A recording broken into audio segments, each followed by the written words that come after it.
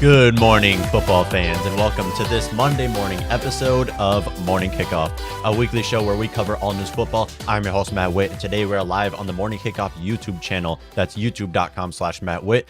You can check us out every Monday and Thursday morning around 9 o'clock Central. We were in a little bit of an issue, so we're a little late. So had some technical difficulties here with my IP, but we're here. We're live 9:30 a.m. on a Monday morning. I hope you all have an amazing, beautiful Monday and a great week. We have a lot to talk about today. Today is April 11th, 2022, and we're here to talk about the upcoming NFL draft, and Team OTAs is starting up as well now. So we're kind of entering this new league year. We're moving on from the bad taste we had in us Vikings fans, the bad taste we had in from this last season, and now we can kind of look for a restart, a refresh, this new era of Vikings football. And we're here to kind of talk about prospects that I believe the Vikings should target in the first round of this NFL draft. We're also going to be taking a little look at the upcoming quarterback prospects, because everyone's always interested in the quarterbacks. It might be a bad quarterback class, but there's going to be a gem in the mix. One of these guys are going to end up being a franchise quarterback, and we're here to kind of make our prediction and talk about this going forward. I hope you all do enjoy. Do you enjoy listening to this podcast? If you don't, that's totally fine. But if you do and would like to help out, there will be a link in the description that will bring you to my merch store. At this store, we sell t-shirts, sweatshirts, and mugs, and all of the profit earned will go towards the production of this podcast. Thank you all, and enjoy the show. As the NFL draft is almost here, I believe we're 2 weeks away exactly from the NFL draft, if I have that right. We're kind of here to finally talk about who I believe Kwesi and the Minnesota Vikings organization should target in the first round of the draft. In the first round of the draft, we're mostly looking at taking players at the 12th pick or trading down. I do not want to see the Vikings trade up. I think it would be dumb for the Vikings to trade up, unless if they trade up a few spots for one of these tier 1 corners, Sauce Gardner or Derek Stingley. That's a different story. But other than that, I want the Vikings to sit at 12 and see what they can get, unless if they trade up a few spots for this corner. So we're going to leave there that there as well. So if we're taking a look at the top 10 players, prospects that I'm looking the Vikings to take, I want a defensive back. I want someone who can play on this and start on this defensive front. I want either a wide receiver or someone to play as an interior offensive lineman. That's really what I'm looking at here when I'm looking at the Vikings to take players in the first round, both sticking at 12 or trading down. We're going to start off with my number 1 prospect here, and that's Kyle Hamilton. I have talked about it many times. Let's not outrule the fact that Kyle Hamilton could be on the board at 12. It feels like everybody's talking about, oh, Kyle Hamilton, top 10, top 7 pick. Yeah, we don't know that. We see corners, our safeties fall every year. Why? Because it's a safety. You can find starting caliber safeties in the 3rd round, and these top 10 teams, they know that. And it seems like a lot of NFL fans don't seem to realize that Kyle Hamilton can very easily be still available at the 12th pick. I talked about it months ago, and I'll continue to say, if he's available at 12, there's no better place for him to go than right here in Minnesota, where we need 2 safeties. We need someone to fill in for Harrison Smith as he's reaching the final chapter of his career, and we need someone to play alongside Harrison Smith.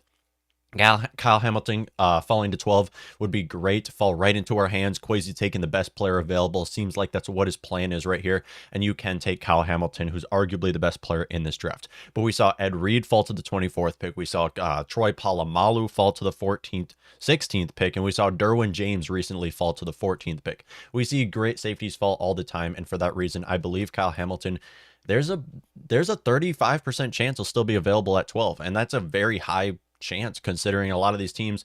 He's one of the best players, well-rounded prospects in this draft class, so he can definitely step up on our defensive right off the bat, start day 1 alongside Harrison Smith, and that would be great for our defense. Love the pick, love the idea, and let's not outrule the fact that he should still be on the board. Now getting to our biggest need, and that is cornerback. Right off the board, Ahmad Gardner, Sauce Gardner. Love the guy. In my opinion, he gets the edge over Derek Stingley, and I'll kind of show you real quick here why I believe. If we head on over here, Ahmad Gardner and Derek Stingley have very similar tapes when it comes to their performance in college. Ahmad Gardner playing in the ACC a little bit less of a hard of a conference in the SEC, where Derek Stingley was. Both lockdown corners in college.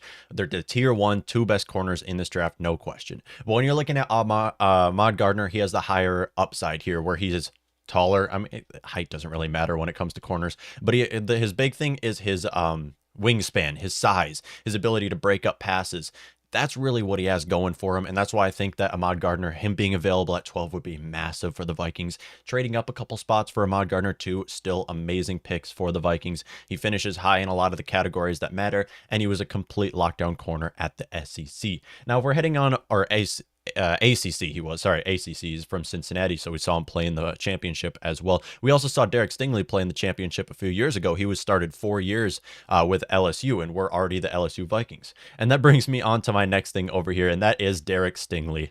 Derek Stingley Jr., him being available at 12 would be so nice. It feels like it's not going to happen, though. For how many teams need corners right now, it feels like it's not going to happen, but again, it can happen. I mean, him being available at 12, corners don't tend to fall, but we could definitely see Derek Stingley fall to 12 because he has a high possibility of failure in the NFL. And us Vikings, we love our LSU. We're the LSU Vikings at this point. He can play alongside Patrick Peterson, who was also went to LSU. So we head back on over to the screen. If you look at Derek Stingley, he might not finish as great as Ahmad Gardner did in a lot of the categories, but that doesn't matter. He started 4 years in the SEC, and he was a complete, I don't want to say he was a complete lockdown corner. He had some questionable plays, but again, I would definitely take Derek Stingley. Don't overthink it.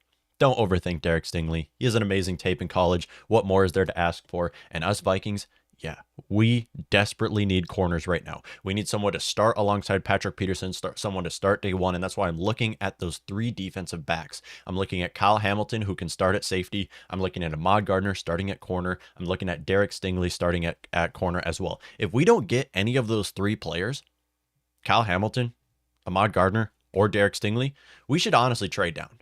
Like, I don't see why the Vikings should take anybody else right here. And if you can find a trade destination to trade down and maybe take one of those tier 2 corners where you can find a player like Trent McDuffie, Andrew Booth, that's what I'm really looking at here. When you're staying at the 12th pick, I want a defensive back so bad. We need a defensive back so bad. We were one of the worst secondaries this last season, and it mostly is due to just that we don't have anybody on the secondary. We don't, other than Harrison Smith. We need these young guys. We don't have any young guys in the secondary who are ready to step up. Some will argue Cam Dantzler.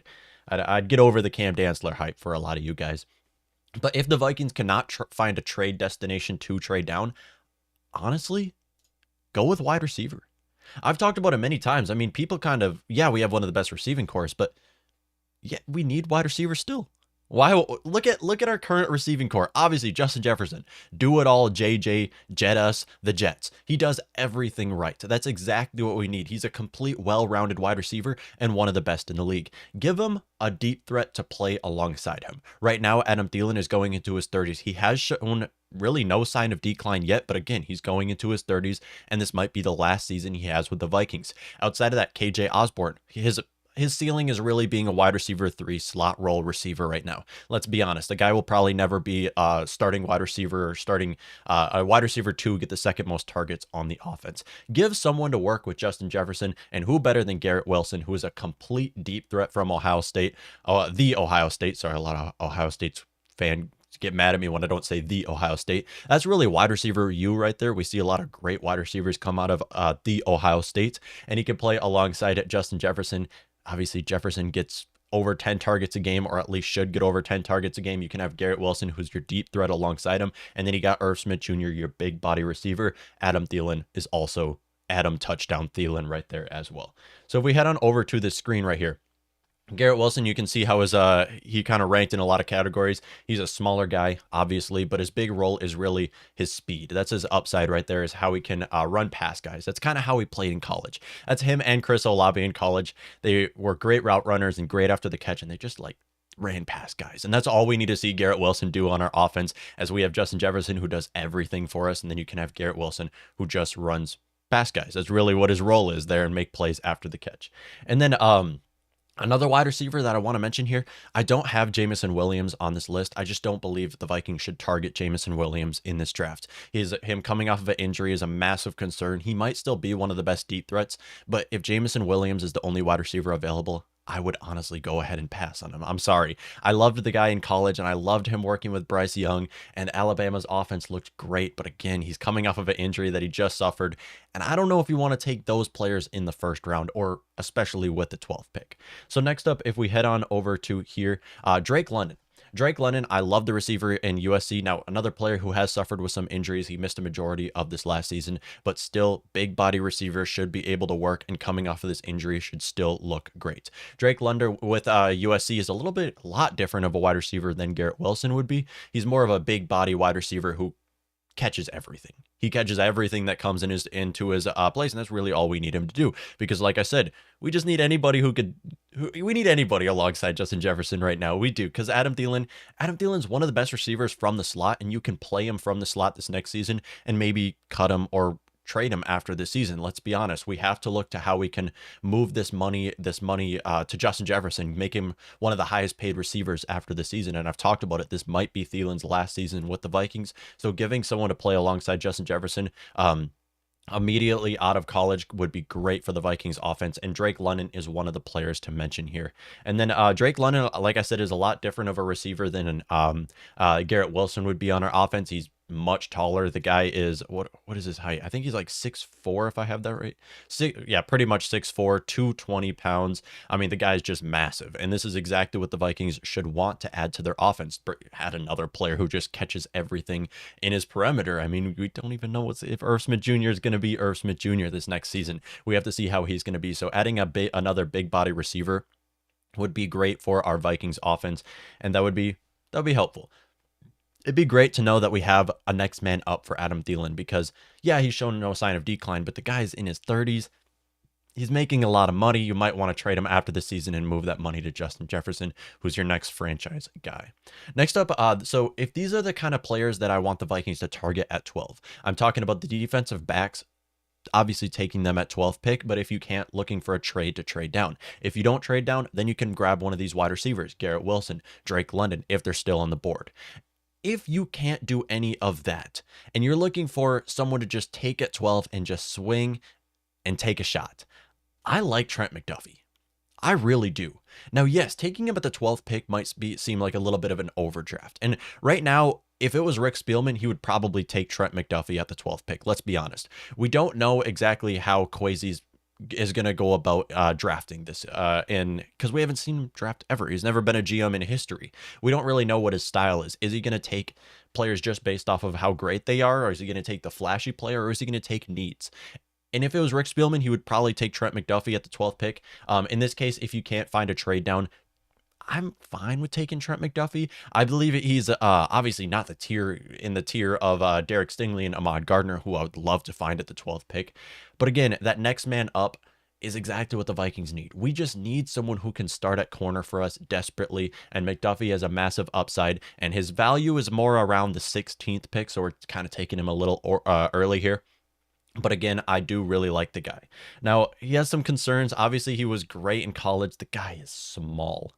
And that's his issue. That's the issue with Trent McDuffie. He is tiny. And for corners, that's not the worst thing in the world. He's still a great tackler, and he has broken up quite a few passes in college. Again, he was with Washington, so it's not as big of a conference as it might have been with ACC or SEC as Ahmad Gardner and Derek Stingley were. He's a smaller guy, but again, I'm fine with taking him at 12. Give him a shot. If you can't find a trade down, it's okay. I had this in my mock draft. I had them taking Trent McDuffie with the 12th pick, and some people were mad at me about this.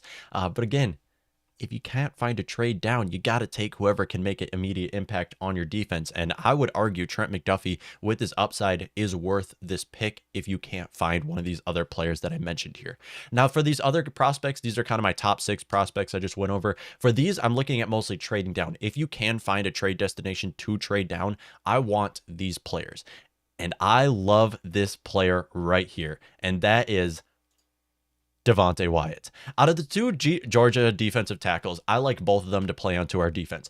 I absolutely love Devonta Wyatt, and he is a overlooked prospect right now. Obviously, defensive tackles fall all the time, and he's not worth the 12th overall draft pick, okay? We'll likely have to trade down if we want to take a player like Devonta Wyatt. We can honestly trade down way into the 20s if we want to take a player like Devonta Wyatt. But this guy stepping onto our defense would be massive. He's explosive off the snap, and that is exactly what the Vikings need. Great against the run, explosive off the snap.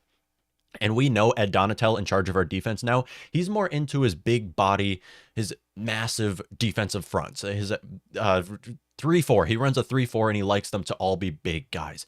Well, that's exactly what Devonta Wyatt is. You already have Dalvin Tomlinson who can be your nose tackle this next season. You got Harrison to play alongside him.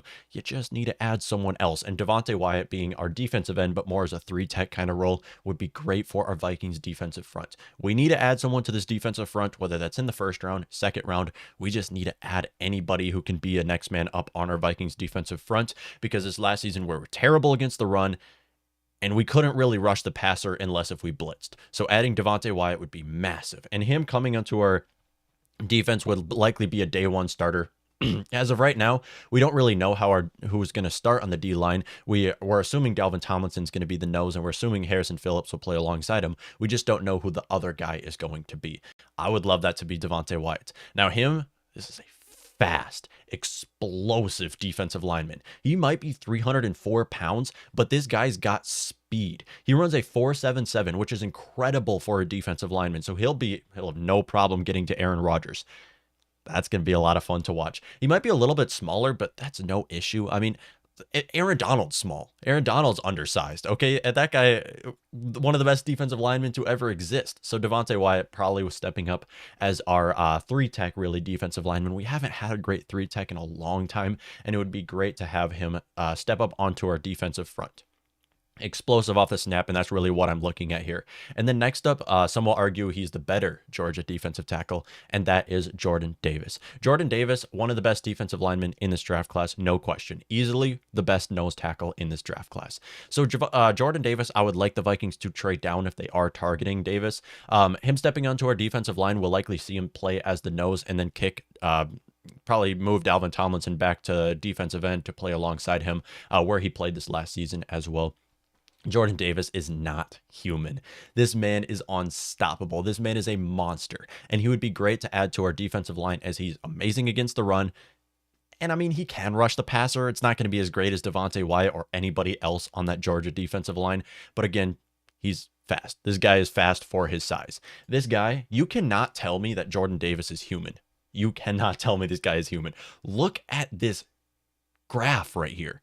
He finishes 70 or above in all categories. That's unheard of. That's unbelievable. The guy is 6'6", 340 pounds, and he runs a 4.7. That's unbelievable. That should not be possible for a defensive lineman. I can't even believe that. And he finishes high 90s in a lot of the big categories. Easily the best nose tackle in this draft class, and would be amazing for a Vikings defensive line. But again, it's a nose tackle, so you don't want to take him with the 12th pick. You would likely have to trade down if you're targeting a player like Jordan Davis, but still a player I would love to have on my defensive line. He absolutely lit up the combine, won this last year in the national championship with Georgia. Amazing season from Georgia. We have both their defensive tackles on this list, and they should have some more defensive linemen drafted in the first round, including Trayvon Walker, who should be drafted top 3 in this upcoming draft class. So still, outstanding performance from Jordan Davis. I would be fine, and I'd be even more happy with Devonta Wyatt to be onto our defense. They've really shown maybe defense does win championships. Maybe defense does win championships in college. I wouldn't argue that it would do the same in the NFL, where you have quarterbacks like Patrick Mahomes, who against the best defenses still 60-yard touchdowns. It depends. But in defense, in college, defense does win championships. I'll give them credit where credit is due. Next up, we have another corner, Andrew Booth. I've talked about corner easily. We can all agree this is the biggest need for the Vikings right now. Andrew Booth Jr. from Clemson. Would be a player that the Vikings could target in the first round, likely trade down. I wouldn't like to see a reach for Andrew Booth with the 12th pick, but still, if you trade down, you can look for one of these tier 2 corners like Trent McDuffie, Andrew Booth, or the next player that we'll go over after this. Andrew Booth, one of the best corners coming into this draft class, and should be drafted in the top 20 because he is a corner. Again, chance of him failing, again, got to take corners. You just have to keep swinging on corners. It is such an important position in a pass-heavy league. You need corners on your team, especially when you're playing Aaron Rodgers. You need someone who can... I know Aaron Rodgers doesn't have a great target right now, but you need someone who can actually play defense for your secondary against Aaron Rodgers. Right here, we have our little graph right here. Again, kind of finishes pretty mid when it comes to a lot of categories for corners, but that's okay. That's all right for Andrew Booth because he has the tape in college to show what he really can do. And Clemson, also known to breed a lot of NFL cornerbacks, so we could take the next one in Andrew Booth. And for the final one on this list, we have another corner, Kair Ali, I think that's how you say it, from Florida. I love the guy personally. A lot of people have him taken in the second round. I really like the guy, and I'd like the Vikings to trade down and target him. I don't see him being drafted in the top 20, so I'd expect the Vikings to trade down a lot if they're taking one of these tier 2 corners, and we could see it taking a player like Elam in the first round of this draft class. Him, again, finishing in some mid categories in a lot of the categories that matter. He has kind of T-Rex arms, and that's kind of his and hand size, so that's kind of his downside right there. But again, he's got the tape in college. You can't argue against tape. Let's be honest. You might finish terrible in a lot of categories, but nothing says more about how you performed in college. Look at Joe Burrow. The guy finished not so great in a lot of categories, but look at Joe Burrow's tape in college. So he was easily worth a first overall draft pick for his draft class. So I'm not talking about these, how they finished in the combine as kind of the end all be all. I'm just showing you really what they can do and what their ceiling is for our team. So that's kind of what I'm looking at here. I'm looking mostly at a defensive back. I'd love Kyle Hamilton to play alongside Harrison Smith and be that strong safety that we desperately need right now. We can still run 2 deep, which is what Donatel likes to do. I would love even more to have a corner onto our defense, someone who can step up day one, who can start for our defense, because I don't want to see Cameron Dantzler out there. Let's be honest. We don't want to see Cameron Dantzler starting for our team this next season. But again, let's talk about how we can take defensive linemen. Let's talk about how we can take a wide receiver. These are all viable positions for the Vikings, and I'd be fine with really whoever the best player available is. And I believe Kwesi's kind of going with the same approach here, where he just wants to take the best player off the board and to add to our team, no matter what their position is, as long as it's not a quarterback. We're not going to take a quarterback in this draft. But outside of that, I believe that the Vikings will take really whoever they can, because we're a lot more than one piece away from competing for a Super Bowl. And that's why we're picking in the 12th overall, because we need a lot of pieces to add to this team. I would like to see players in the secondary, on the offense. And I didn't talk about interior offensive line. We could see a player like Tyler Linderbaum come to our defense or offensive line. Again, I don't want to take Tyler Linderbaum. Let's be honest. We can take centers in the 2nd, 3rd round, 4th round. Taking centers in the 1st round has not worked out very well for our Vikings so far. We've taken 1 center in the 1st round in all franchise history, and that was Garrett Bradbury. So that really wraps up my top 10 picks who I believe the Vikings should target in the 1st round of this draft. All right, and then next up, we have the New Orleans Saints to talk about here. New Orleans Saints have 2 picks in the 1st round. Who do the New Orleans Saints target at quarterback? I mean, we know they're going for an entire new team, a new regime, bringing in a new head coach, going for an entire new roster right now. There's no question that the Saints are targeting a quarterback. I've talked about it in the past. So, in my opinion, Malik Willis, easily the best quarterback in this draft class. Can the Saints get their hands on Malik Willis? Because if we pull up the, hold on, let's find this. If we pull up the draft list right here, this is the draft list. Saints are picking, if I move this on over, Saints are picking at 16 and 19, and they're looking to get a quarterback. This is from the Philadelphia Eagles trade as of recently, where I believe that was a win-win. I honestly believe that was a win-win. Saints going for a quarterback in this year's draft, perfectly fine. I mean, they probably could have waited out till 2023 to go for one of those quarterbacks in the next draft class who are expected to be better, but still, I've talked about it. This might be a bad quarterback class, but there's going to be a gem in the mix. There's going to be someone who's going to turn into a franchise quarterback in the future. I've talked about Malik Willis being the best quarterback. He'll likely go in the top 6. And then kind of those tier 2 quarterbacks, Desmond Ridder, Kenny Pickett. These are other quarterbacks that you can take into the 1st round comfortably.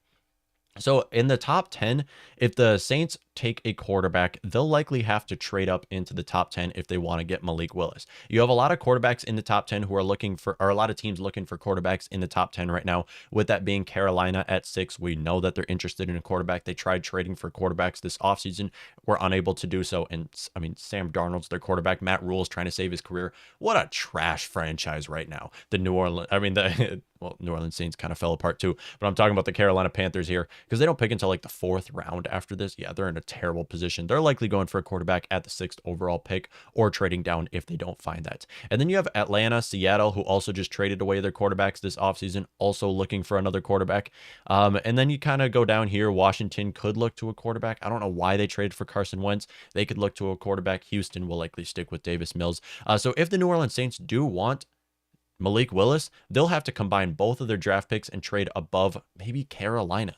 And I just don't see that happening. I'm going to rule out the chance of Malik Willis going to play with the Saints. I'm going to rule it out. I'm going to mostly look at these tier 2 quarterbacks, in my opinion, and that would be Kenny Pickett and Desmond Ridder right here. The New Orleans Saints, I've talked about it many times.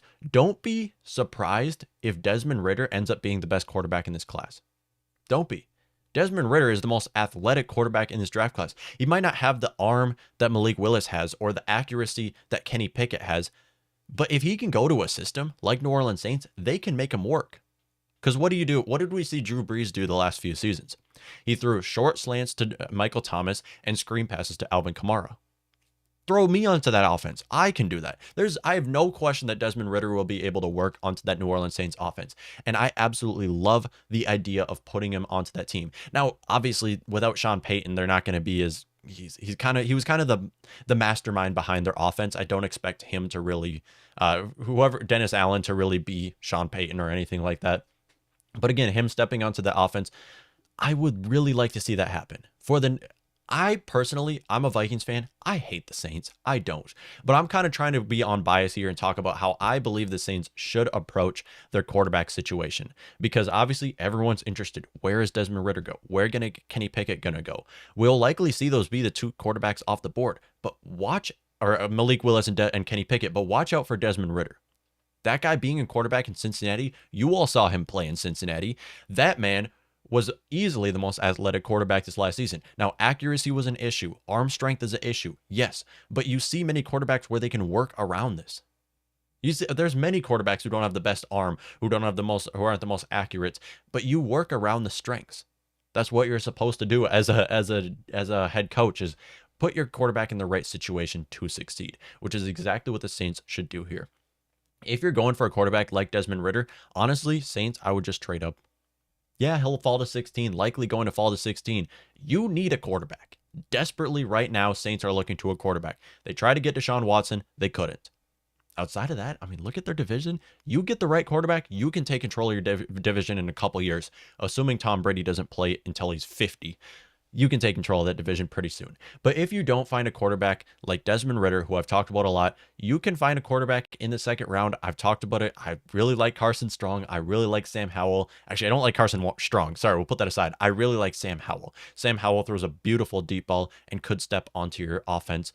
You can find him in the second round. You can trade down or maybe take him in the first round. Saints have a lot of options here, which is why I say that this trade that they made with Eagles goes right into the Saints' favor here, where they can find a quarterback. And on New Orleans Saints, I'm really interested in what a lot of you fans are kind of looking at here, what quarterback you want to take. I'm a huge fan of Desmond Ridder, and I've said it many times, but Malik Willis trading up, is that really a possibility? Maybe Carolina is dumb enough to take Kenny Pickett at 6. Maybe they still believe Kenny Pickett's the best quarterback in this class. He does have the best tape. He does. But he's not nearly as capable as Malik Willis is when it comes to being an NFL quarterback, which is why maybe you can trade up. Maybe you got the Giants. Combine both first-round picks to the Giants. Giants have a lot of needs. They can trade down. They already pick 5th overall. 7th is a possible trading down spot for the Giants. I'm really interested on what the Saints are going to do here, because we know they're interested in a quarterback. They've said it. They've made it obvious. They tried to get Deshaun Watson. It's obvious. They're looking for a quarterback right now. But all in all, when you're packaging it together, who is the Saints going to take? That's really the question in this draft. And I love the draft because there's so many possibilities that can play out. And maybe Malik Willis does fall. There's so many possibilities that can play out and really where quarterbacks are going to go. And I really, for Desmond Ridder's sake, I want him to be a first-round draft pick. I don't want to see Desmond Ridder to go to Detroit. I don't want to see him go to Houston. I want to see him go to a team that knows how to use him. I want to see him go to Seattle. I want to see him go to New Orleans. I want to see him go to one of these teams that have players already that are working around them, where they can go and make an immediate impact. That's what I'm hoping for Desmond Ridder's sake, because this is a quarterback who can be a franchise quarterback. Desmond Ridder's a quarterback who can be a Pro Bowl or All-Pro in the future. You see it in him. You see it in him. He just has to go to the right system. And I've said it many times. I love Desmond Ridder. AJ Green says, I think Ridder will fall to the early second round. I love Ridder too. He's second on my list. I completely agree. Desmond Ridder is the second best quarterback prospect in my opinion. And him falling to the second round, Maybe. I mean, there's a lot of teams at late first round who could be taking a quarterback. Tampa Bay. Maybe they're looking for someone who's the next man up, because let's be honest, it's not going to be Kyle Trask. And then some of these other teams could be looking to quarterbacks as well. Detroit also picking late first round. I don't want to see Desmond Ridder go to Detroit. No way. No way should Desmond Ridder go to Detroit. That would be awful. That would be so bad for his sake, because he has to go to a system who has an offensive-minded head coach who can work with him. Seattle is just one of those names to mention. Atlanta. Atlanta has some young talent. Him working with Kyle Pitts, that would be so helpful for Desmond Ridder to work with Kyle Pitts. And if I was going to put my money on it, who would take Desmond Ridder? I'm going to go with the New Orleans Saints. I would. I'd put it to the New Orleans Saints' favor to taking Desmond Ridder. I believe it's going to happen, and I'm fine with that. A lot better than him going to Detroit or Houston for that sake, because they have a history of ruining quarterbacks' careers. But that's really going to wrap up this episode of Morning Kickoff. I hope you all did enjoy tuning into this show. If you did, be sure to rate and subscribe to the podcast for more Minnesota Vikings and football-related content. Thank you all for tuning into this episode of Morning Kickoff. Have a great day. Skull. Here we go.